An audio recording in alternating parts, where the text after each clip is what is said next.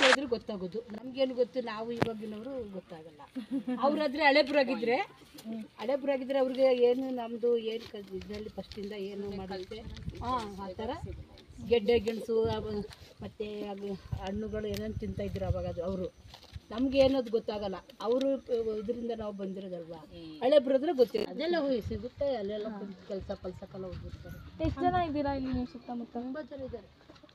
ಒಂದು 300-400 ಕುಟುಂಬ ಐತೆ. ಒಂದೊಂದು ಮನೇಲಿ ಇಬ್ಬರಿಬ್ಬರು ಗಂಡ ಹೆಂಡತಿ ಇದ್ದಾರೆ. ಸರಿ, ಕುಟುಂಬ ಒಂದೊಂದು ಮನೇಲಿ ಇರ್ತಾರೆ.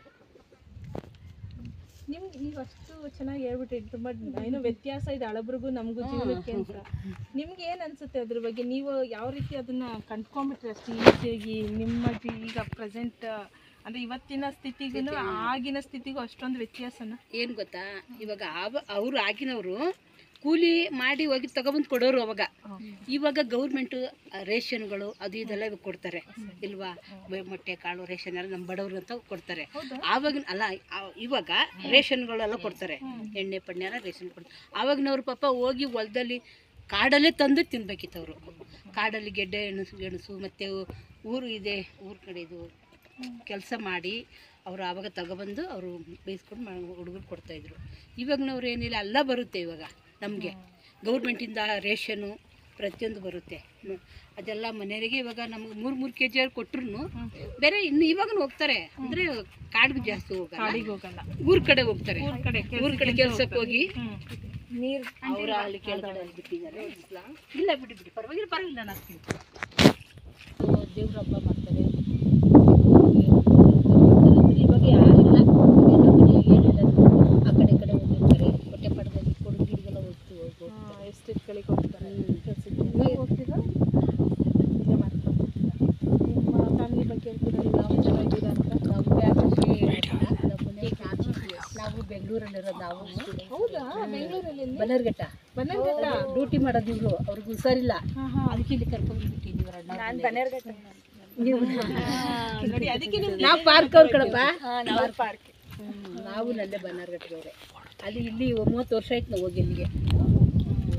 ಈಗ ನಿಮ್ಮ ಮಕ್ಕಳೆಲ್ಲ ಅಲ್ಲ? ನನ್ನ ಮಗಳು ಒಬ್ಬಳೆ ಮದುವೆ ಆಯಿತು, 5 ತಿಂಗಳಾಯಿತು ಮದುವೆ ಮಾಡಿದ್ದೇನೆ ಮಾಡ್ತು. ಇಲ್ಲೇ ಮಾಡಿದ್ದು. ಅವ್ರು ಹೋಗಿ ಅವ್ರಿಗೆ ಹುಷಾರಿಲ್ಲ, ಮೈಗೆ ಹುಷಾರಿಲ್ಲ. ಅಲ್ಲೆಲ್ಲ ತೋರಿಸ್ಕೊಂಡು ಜಯದೇವ ಮತ್ತು ಎಲ್ಲ ವಿಕ್ಟೋರಿಯಾ, ಚಂದಾಪುರ ಅಲ್ಲೆಲ್ಲ ತೋರಿಸ್ಕೊಂಡು ಲಾಸ್ಟಿಗೆ ಇಲ್ಲಿ JCS ಹಾಕಿದ್ದು. ಅವರು ಏನೋ ಆಪರೇಷನ್ ಮಾಡಬೇಕು, ಅದೇ ಆಗಿಲ್ಲ ಅಂದ್ಬಿಟ್ಟು ಕರ್ಕೊಂಡ್ಬಿಟ್ಟಿದ್ವಿ. ಈಗ ಅದೇ ಗೌರ್ಮೆಂಟ್ ಏನು ಸಹಾಯ ಮಾಡಿ ಗೌರ್ಮೆಂಟಲ್ಲೇ ಮಾಡ್ತಾ ಇರೋದು. ಅವರು ಎಲಿಫೆಂಟ್ ಕೀಪರ್ ಅವರು. ವನಶ್ರೀ ಎಲಿಫೆಂಟ್ ಕೀಪ್ ಅಲ್ಲಿ ಬನ್ನರ್ಘಟ್ಟ ಕ್ಯಾಂಪ್ಗೆ ತುಂಬ ಒಂದು 35-40 ಆನೆಗಳು ಇತ್ತು ಅಲ್ಲಿ. ಅಲ್ಲಿ ಮಾಡ್ತಾ ಇರೋದು. ಹುಷಾರಿಲ್ಲ ಅವ್ರಿಗೆ.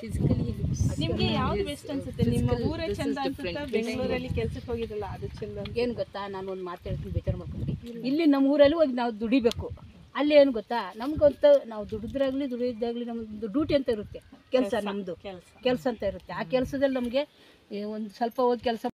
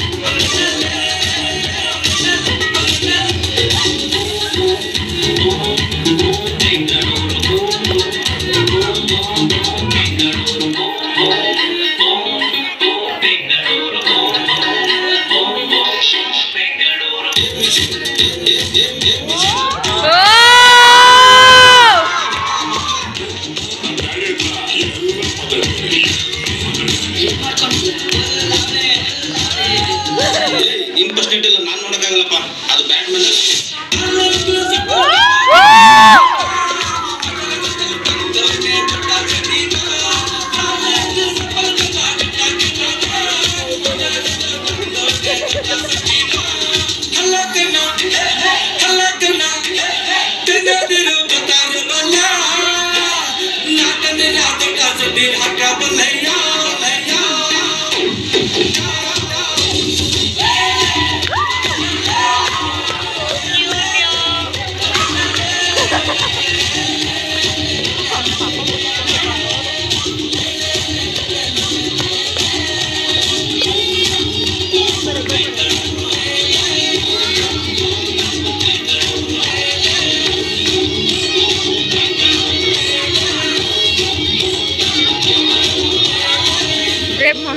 ಸ್ಟೇಡಿಯಂ ಬಾರೋ ನಂದೇ ಕನ್ನಡ ಸ್ಟೇಡಿಯಂ.